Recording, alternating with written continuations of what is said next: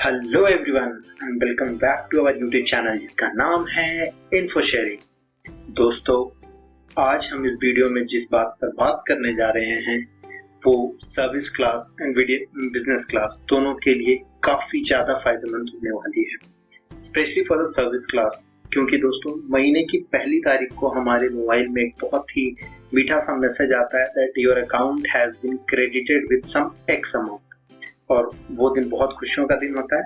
But उसके बाद हमारे मोबाइल में जो भी मैसेजेस आते हैं बैंक से वो बस यही आते हैं that your account has been debited then again debited. तो मतलब 1 तारीख को पैसे आए, आपकी सैलरी है, और बाकी पूरे दिन पूरे महीने आपके पैसे सिर्फ कटते रहते हैं। तो इस चीज को संभालने के लिए हमारे पास एक अच्छी सी आइडिया होनी चाहिए कि how to spend your salary. और दोस्तों, बेसिकली जब हम अपने अर्ली 30s में होते हैं ना, या हमारी जब नई नई जॉब लगती है, तो हमें ये बहुत ही अच्छे से आइडिया नहीं आता है कि हमें सैलरी को स्पेंड कहाँ करना है। मतलब एक सही अपनी सैलरी के साथ जस्टिस कैसे करना है। मतलब कहीं भी हम उसे स्पेंड कर देते हैं और फिर ओवर द पीरियड में भी 4-5 साल बाद हमें ये जाकर एहसास होता है कि हमने अपनी सैलरी को सही तरीके से स्पेंड नहीं किया, बहुत फिजूल खर्ची की, या उसे कहीं इन्वेस्ट करना चाहिए था, या कुछ भी करना चाहिए था, पर हमने अपनी सैलरी के साथ जस्टिस नहीं किया।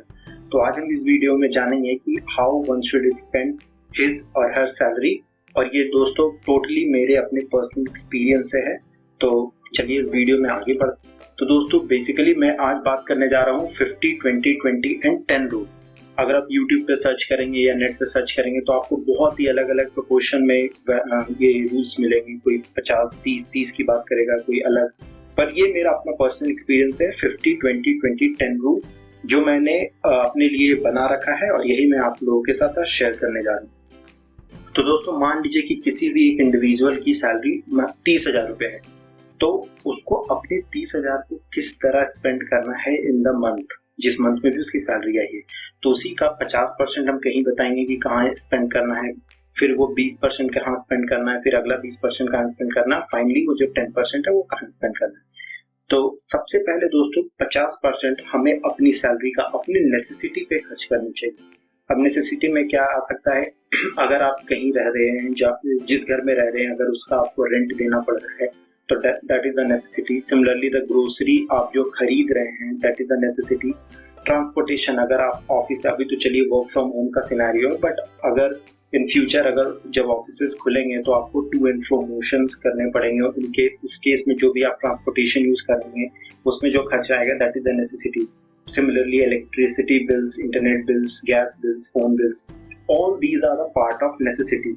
तो इसमें आपका जो खर्चा होना चाहिए वो 50% ऑफ योर सैलरी होना चाहिए। जैसे मैंने इस वीडियो को बनाने के लिए एग्जांपल दिया है कि किसी इंडिविजुअल की सैलरी अगर 30,000 है तो उसका 50% मतलब 15,000 में आपको अपनी नेसेसिटी की चीजों को पूरा कर लेना है। उससे 1 रुपया ज्यादा नहीं, कम हो जाए दैट इज बेटर, बट हाँ 50% में आपको मैनेज कर लेना है, specially in the early phase. अब दोस्तों हम आगे बढ़ते हैं।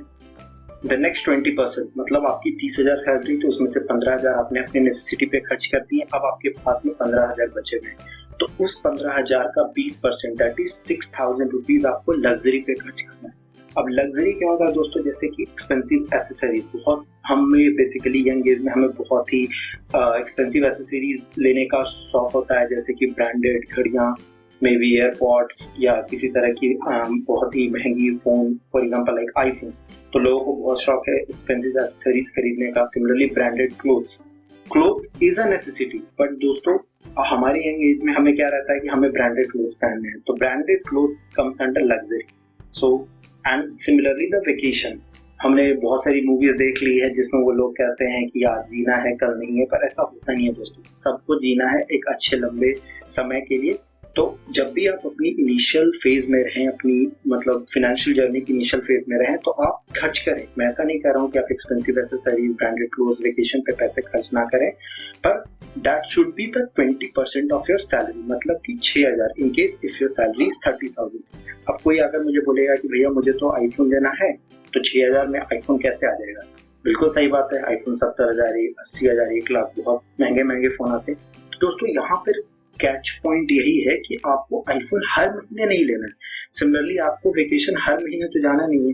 आपने अगर एक बजट बना लिया है कि मुझे आईफोन खरीदना है, तो आपको क्या करना है, 6,000 रुपये आपने उस मंथ में सेव किए, वैसे वैसे आप सेव करके पूरे साल सेव करके एक बार फोन ले लो, समझ रहे हो। इसी तरह से आपको मैनेज करना पड़ेगा, but your luxury should be 20% of your salary. तभी ये आगे जाकर आप मे बी 20 ईयर्स तक, 25 ईयर्स के बाद आपको एक बात समझ आएगी कि हाँ, the decision which I took 20 years back was very helpful, क्योंकि आप उस समय फाइनेंशियल इंडिपेंडेंट हो जाएंगे। अब दोस्तों हम आगे बढ़ते हैं। अब आपके खर्च हो गए हैं 15,000 नेसेसिटी पे खर्च हो गए, 6,000 लग्जरी पे खर्च हो गए, ठीक है। अब जो आपका बचा हुआ पैसा है उसका 20% इन्वेस्टमेंट पे जरूर जाना चाहिए। ये इन्वेस्टमेंट मेरा सबसे फेमस टॉपिक है, एंड सिमिलरली ये बहुत जरूरी है दोस्तों। अभी लोगों को समझ नहीं आता कि इन्वेस्टमेंट करना ही क्यों है, specially in the early time. तो दोस्तों इन्वेस्टमेंट में क्या होता है ना, आप किसी तरह का इन्वेस्टमेंट कर रहे हो, ज्यादातर इन्वेस्टमेंट कंपाउंड होते हैं, और कंपाउंड इंटरेस्ट का अगर आपको फॉर्मूला होगा तो उसमें सबसे इम्पोर्टेंट जो टर्म प्ले रोल प्ले करता है, दैट इज टाइम। तो आप कितना अमाउंट से एंटर कर रहे हो किसी भी मार्केट में या इन्वेस्टमेंट की जर्नी में, वो मैटर नहीं करता, पर आप कितने टाइम के लिए एंटर कर रहे हो वो मैटर करता है।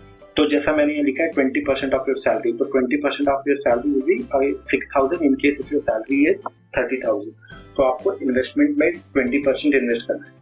अब दोस्तों मैंने यहाँ पे लिखा invest in mutual fund, stocks, PPF, मैंने बहुत सारे ऑप्शन दिए। रीजन बीइंग क्योंकि एक बहुत ही फेमस कोट है कि don't put all your eggs in a single basket. समझ रहे हो आप।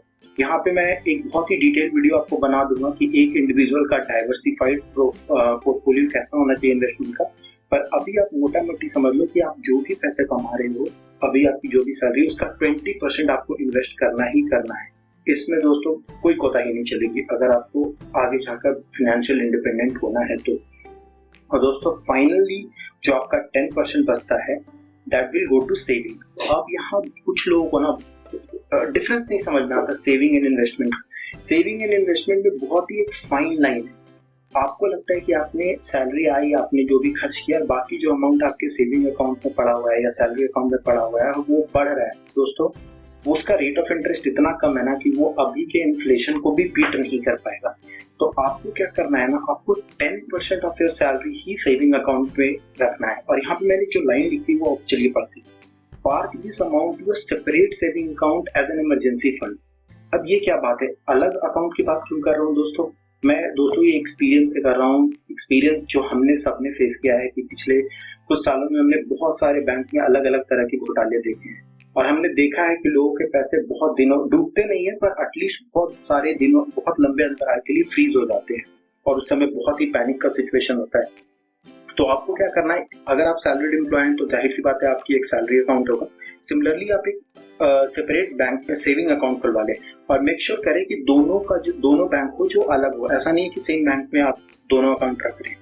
और हमारे देश में बहुत अच्छी बैंक है, मैं किसी पे एलिगेशन नहीं लगा रहा हूँ कि सारे बैंक फ्रॉड करते हैं, पर दोस्तों हमारे देश का बैंकिंग सिस्टम थोड़ा मतलब बहुत ही कैसे मैं समझाऊं, मतलब उतना सुलझा हुआ नहीं है, बहुत उलझने हैं उसमें। तो आप मेक श्योर करें आप दो तीन बैंक को पहले एनालाइज कर लें और देख लें कि आप किसमें सेविंग अकाउंट खुलाना है, पर मेक श्योर कि वो दोनों बैंक अलग होने चाहिए। और जैसे ही आपकी सैलरी आ रही है पहली तारीख को, उसका 10% आप सीधे उस सेविंग अकाउंट में ट्रांसफर कर दो। That is an emergency fund.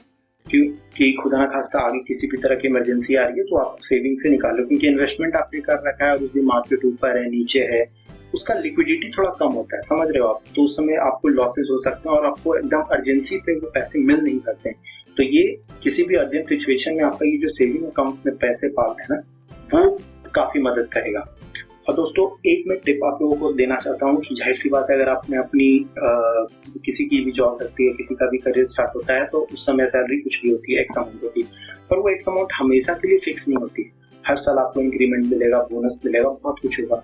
तो आपको क्या मेक श्योर करना है ना कि आपको नेसेसिटी एंड लग्जरी पर वो पैसे खर्च नहीं करने, मतलब उसका जो प्रोपोर्शन है वो नहीं बढ़ा देना है कि भैया मेरी तो सैलरी बढ़ गई है, मैं नेसेसिटी और मैं लग्जरी में और ज्यादा पैसे नहीं।